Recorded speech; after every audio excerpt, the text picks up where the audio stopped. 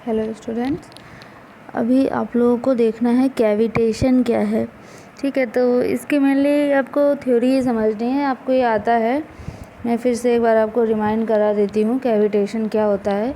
देखिए, मेनली होता क्या है, जैसे ये चीज़ मैंने आप लोगों को इससे पहले एफएम में बताई हुई है काफ़ी डिटेल में, लेकिन फिर से जान लीजिए कि जब कोई लिक्विड जो है एक प्रेशर होता है, वेपर प्रेशर, हर एक लिक्विड का एक अपना वेपर प्रेशर होता है। अगर लिक्विड में उस समय उसके वेपर प्रेशर से कम प्रेशर जनरेट हो जाता है तो क्या होता है कि उसके पार्टिकल जो हैं वो जो पार्टिकल है वो उसमें वेपर में कन्वर्ट होने लगता है। ठीक है, जब वेपर में कन्वर्ट होने लगता है तो क्या होते हैं, वेपर बबल्स फॉर्म होते हैं। ठीक है, ये हमारा जो प्रोसेस होता है यही इसी की वजह से कैविटेशन का फिनोमिना आता है। अब क्या होता है ये समझिए, जैसे मान लीजिए ये जो आप लोग सीख रहे हैं, पंप के लिए सीख रहे हैं, तो कोई भी पाइप है, उसमें क्या है, कोई भी लिक्विड फ्लो हो रहा है। ठीक है, कोई भी लिक्विड हो सकता है। तो अब उस लिक्विड का एक वेपर प्रेशर होगा। अभी क्या हुआ, इस ये जो पाइप है इसके अंदर जो प्रेशर है वो क्या हुआ, इस जो लिक्विड इसके अंदर फिल हो रहा है उसके वेपर प्रेशर से कम हो गया। अगर तो क्या हो जाएगा, वेपर जनरेट होने लगेगा, जो फ्लूइड है वो वेपर में कन्वर्ट होने लगेगा। अब वेपर में कन्वर्ट होने लगेगा तो वेपर बबल्स फॉर्म होने लगेगा। वेपर बबल्स जो है फॉर्म होने लगेगा।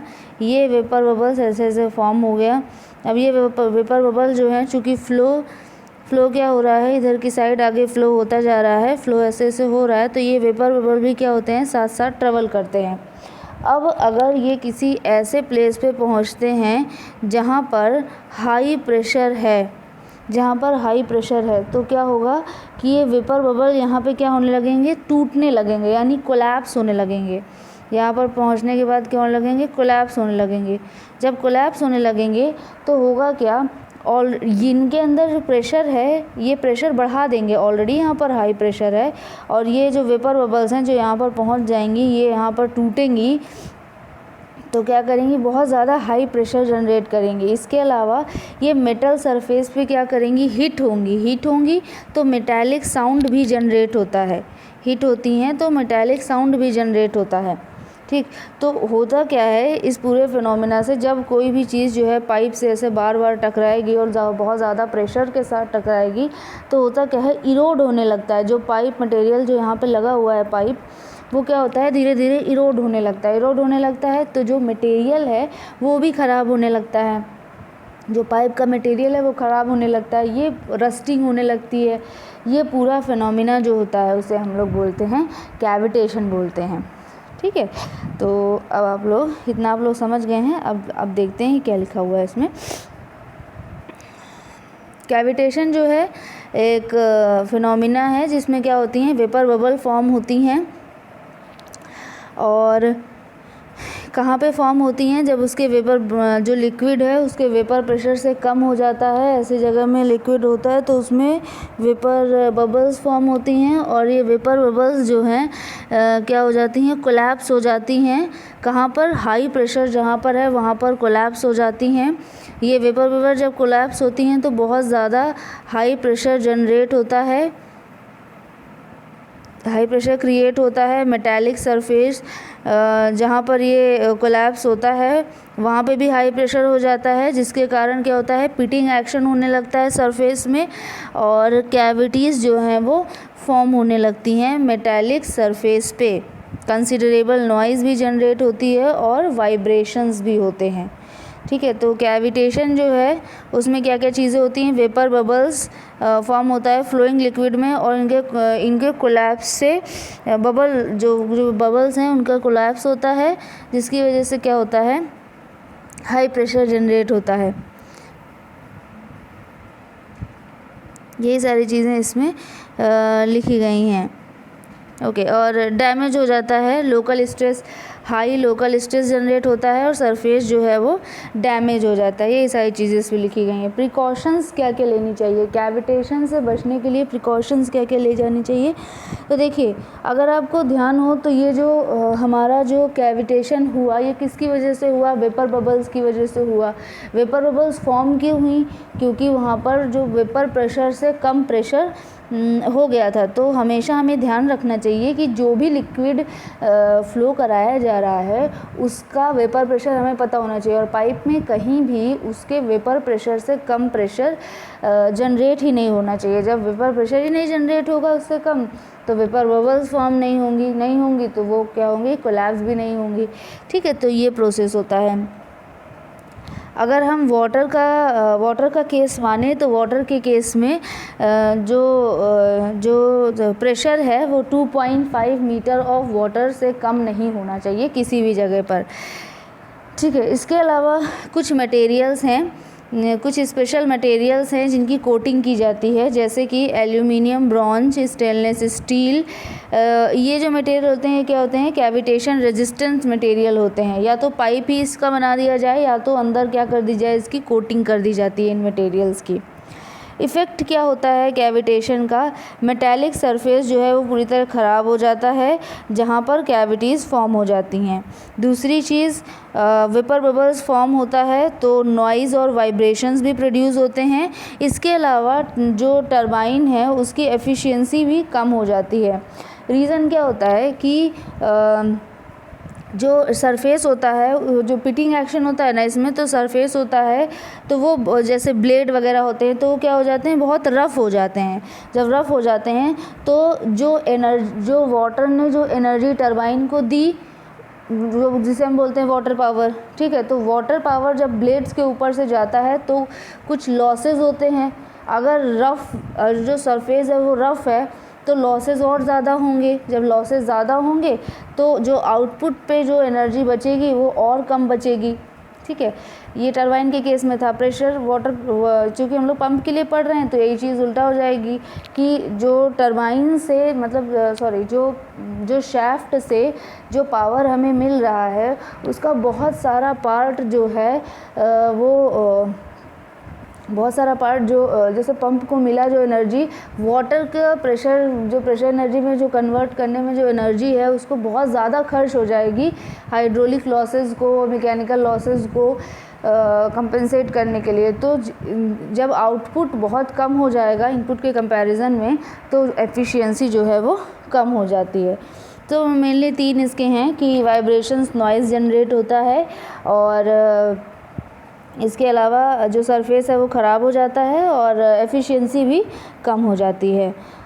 ये पूरा हुआ हमारा कैविटेशन का। ठीक है, तो कैविटेशन बहुत कोई लंबा सा टॉपिक नहीं है, ये बस क्या है कि पाइप में जहाँ कहीं भी वेपर प्रेशर से कम प्रेशर हो जाता है, जो लिक्विड फ्लो हो रहा है उससे, तो वहाँ पर वेपर बबल्स जनरेट हो जाती हैं। ये वेपर बबल्स फ्लो के साथ साथ आगे चली जाती हैं और अगर जहाँ पर कहीं पर ऐसा प्रेशर हमें बहुत ज़्यादा मिलता है तो वहाँ पर ये क्या होता है, वेपर बबल्स जो हैं वो कोलैप्स हो जाती हैं और हिट करने लगती हैं मटेरियल जो जिसका पाइप का जो मटेरियल है उसकी बाउंड्री पे हिट करने लगती हैं। जब हिट करने लगती हैं तो वाइब्रेशंस जनरेट होते हैं, नॉइज़ जनरेट होता है और बहुत ज़्यादा लॉसेस होने लगते हैं क्योंकि रफ़ कर देता है, पिटिंग एक्शन होने लगता है, मटेरियल ख़राब होने लगता है।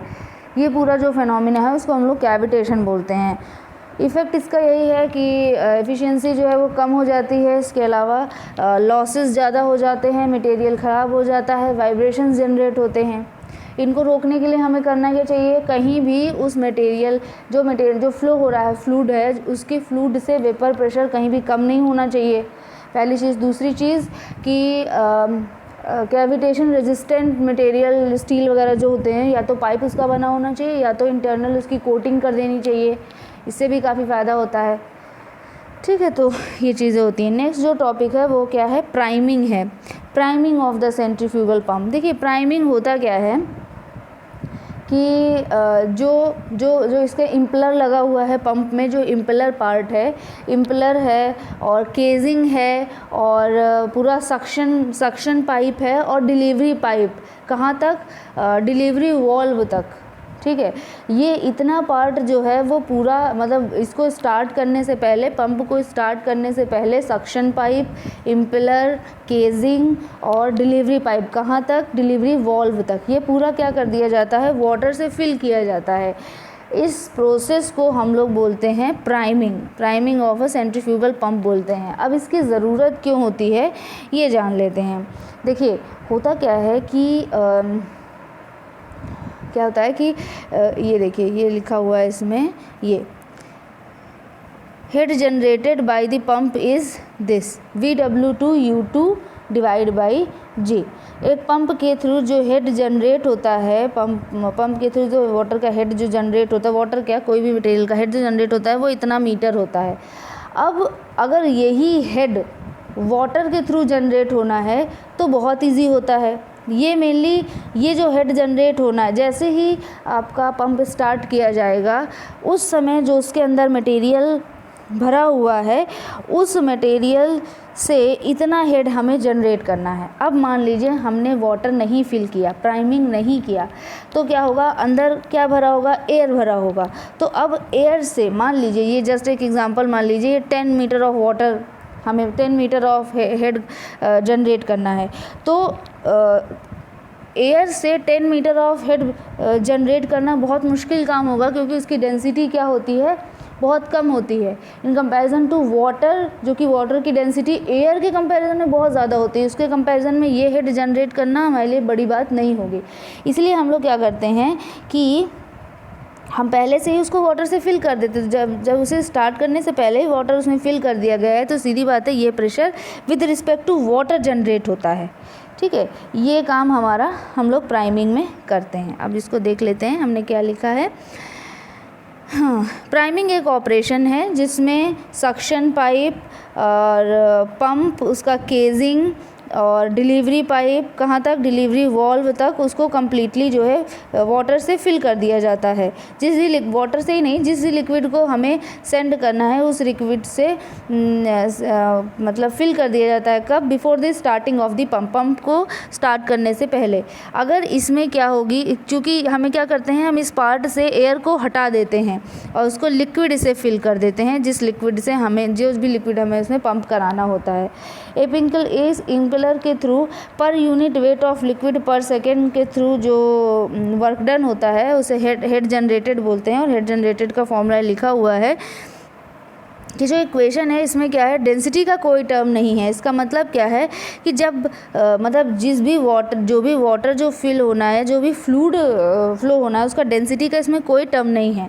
मतलब कि कुछ भी मटेरियल जो इसको स्टार्ट में मिल जाएगा उसके हेड के थ्रू इससे काम करने लगता है, ठीक है।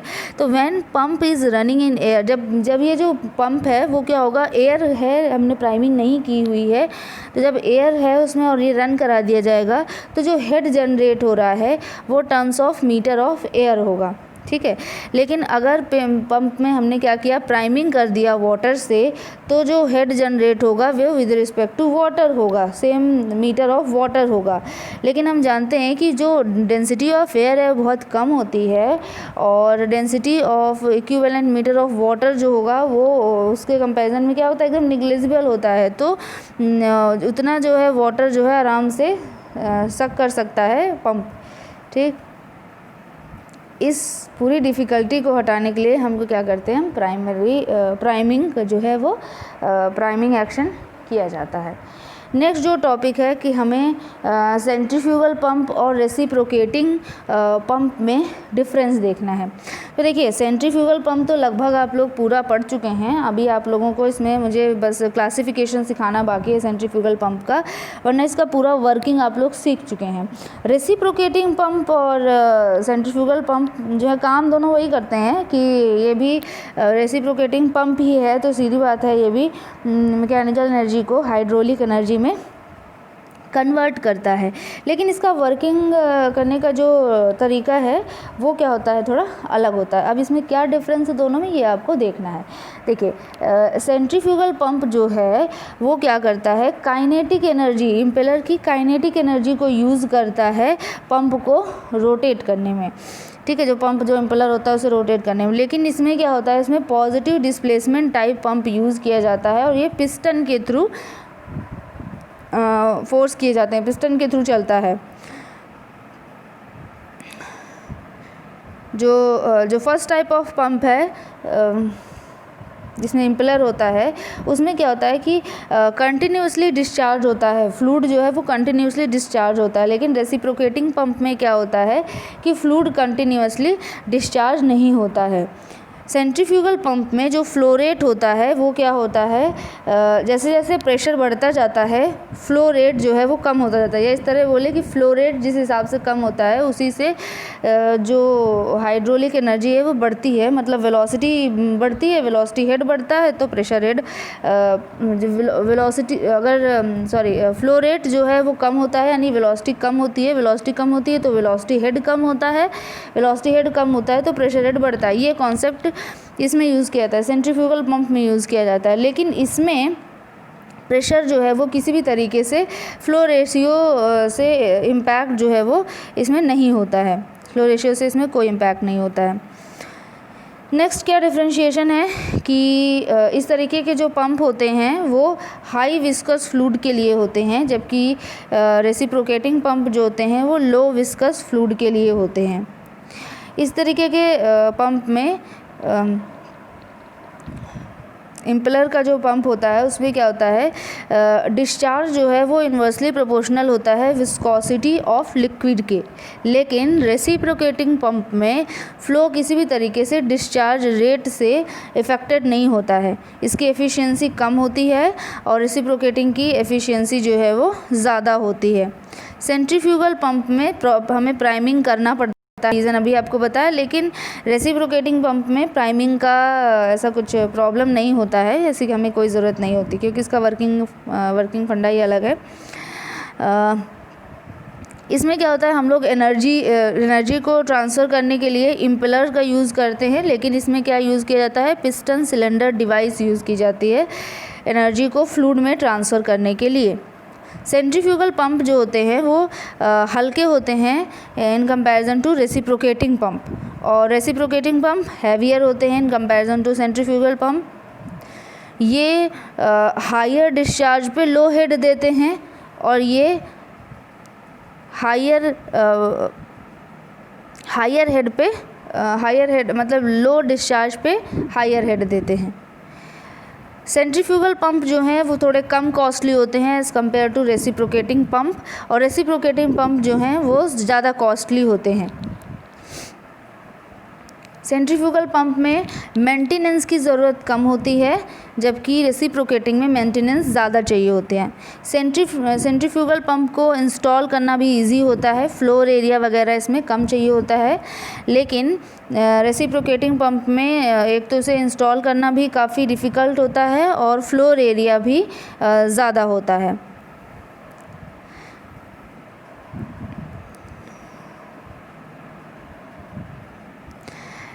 ये मेनली ऐसी जगह पे यूज़ किए जाते हैं, मेनली डोमेस्टिक पर्पज़ के लिए यूज़ किए जाते हैं जहाँ पर लो हेड की ज़रूरत होती है, और यहाँ पर ये इंडस्ट्रीज़ के लिए यूज़ किए जाते हैं और इनमें जहाँ पर हाई हेड की ज़रूरत होती है।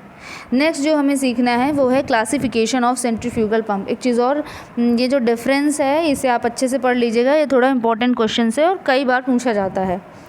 नेक्स्ट जो है आपको क्लासिफिकेशन सीखना है सेंट्रीफ्यूगल पंप का। फर्स्ट जो क्लासिफिकेशन का बेस देखना है वो है classification of pump according to the stage of impeller and casing basis पे। तो केजिंग हमने 3 तरीके की केजिंग्स हम लोगों ने सीखी थी, volute casing, vortex casing and diffuser type casing. Diffuser तो हमने नहीं सीखा था, उसमें हमने बीच में जिसे क्या बोलते हैं गाइड वेंस लगाकर जो ट्रांसफ़र होता है वो था, ठीक है। तो इसमें वही चीज़ है, इसमें इसका नाम अकेले ही बदल दिया गया है, बाकी वही चीज़ है। 3 तरीके के पंप होते हैं। अगर हमने जो पंप है उसमें वॉल्यूट केजिंग यूज़ है तो हम लोग उसे बोलेंगे वॉल्यूट और स्पाइरल केजिंग टाइप पंप। और अगर वोर्टेक्स केजिंग यूज़ है तो उसे हम लोग बोलते हैं वोर्टेक्स वर्लपूल केजिंग टाइप पंप। और थर्ड होता है डिफ्यूज़र टाइप पंप। अगर आप लोगों को वॉल्यूट वोर्टेक्स केजिंग आप भूल चुके हैं तो आप इनिशियल जहां मैंने एकदम इंट्रोडक्शन स्टार्ट किया था, different parts of centrifugal pump हमने पढ़ाए थे, वो उसको देख लीजिएगा आप, आपको समझ में आ जाएगा, ठीक है। वहाँ पे डिटेल में बताया गया है। नेक्स्ट जो है टाइप ऑफ इम्पेलर का क्लोजिंग बेसिस पे इसको क्लासिफाई किया गया है। तो फर्स्ट जो है क्लोज्ड इम्पेलर है, सेकंड है सेमी ओपन एंड थर्ड है ओपन। इम्पेलर जो है वो कितना, अगर वो पूरी तरह से क्लोज है तो क्लोज्ड इम्पेलर है, थोड़ा सा खुला हुआ है तो सेमी ओपन, पूरी तरह से खुला हुआ है तो ओपन इम्पेलर होता है। वर्किंग हेड बेसिस पे है तो लो हेड सेंट्रीफ्यूगल पंप, जो हेड ऑफ वाटर जनरेट हो रहा होता है अगर वो 15 मीटर से कम है तो उसे हम लोग बोलते हैं लो हेड सेंट्रीफ्यूगल पंप। और अगर 15 मीटर से 40 मीटर के बीच में है तो उसे हम लोग बोलते हैं मीडियम हेड सेंट्रीफ्यूगल पंप। और अगर जो हाइट जो जनरेट हो रहा है वो 40 मीटर से ज़्यादा है, ये जो बात हो रही है हाइट जो है वो मैनोमेट्रिक हेड की बात हो रही है, अगर 40 मीटर से भी ज़्यादा है तो उसे हम लोग बोलते हैं high head centrifugal pump. Next जो क्लासिफिकेशन है वो है according to the number of stages. सबसे पहला होता है सिंगल स्टेज सेंट्रीफ्यूगल पंप, जो आपने अभी तक सीखा है। नेक्स्ट होता है multi stage centrifugal pump. Multi stage मतलब कि जहाँ पर एक से ज़्यादा टरबाइन यूज़ किए जाते हैं वो होता है मल्टी स्टेज सेंट्रीफ्यूगल पंप। अब एक से ज़्यादा जो पंप हैं वो यूज़ करने मतलब लगाने के तरीके भी अलग अलग हो सकते हैं। देखिए अगर यहाँ पे एक पंप लगाया, और ऐसे नहीं, आपको ऐसे समझाते हैं, सपोज़ यहाँ पे नीचे वाटर लेवल है, हमने क्या किया, यहाँ पे एक पंप लगाया, अब इससे कुछ हाइट ऑफ वाटर जनरेट हुआ, मान लीजिए यहाँ तक हाइट ऑफ वाटर जनरेट हुआ तो यहीं तक ये वाटर ले जा पाएगा। लेकिन अगर हमें यहाँ तक वाटर पहुँचाना है तो हम क्या करेंगे, इसके ये पूरा हेड इसका ख़त्म हो उसके पहले हम दूसरा पंप यूज़ कर देंगे, तो ये जो वाटर हेड ऑफ वाटर आ रहा है उसको और इंक्रीज़ करके यहाँ तक वाटर का हेड पहुँचा देगा।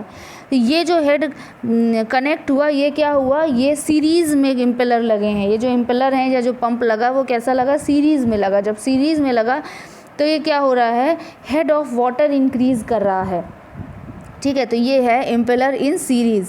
सेकंड जो हमें देखना है टाइप जो है वो क्या है, इम्पेलर इन पैरेलल। पैरेलल में क्या होगा कि अगर ये हेड ऑफ वाटर है, हमें क्या चाहिए, सपोज़ यहाँ पे एक पंप लगा हुआ है और ये Q1 वाटर जो है यहाँ पर ऐसे दे पा रहा है, लेकिन यहाँ पर कंजम्पशन बहुत ज़्यादा है और हमें क्या चाहिए, हमें चाहिए Q2 मतलब बहुत ज़्यादा, हमें इसका हमें 3 गुना अगर चाहिए, इसका हमें 3 गुना 3Q चाहिए, 3 टाइम्स Q चाहिए, तो हम क्या करेंगे, 3 को लगा देंगे, 3 पंप लगा देंगे और ये ऐसे ऐसे जाके आगे इसको कंबाइन करेंगे और यहाँ पे टैंक को फिल करेंगे, ठीक है।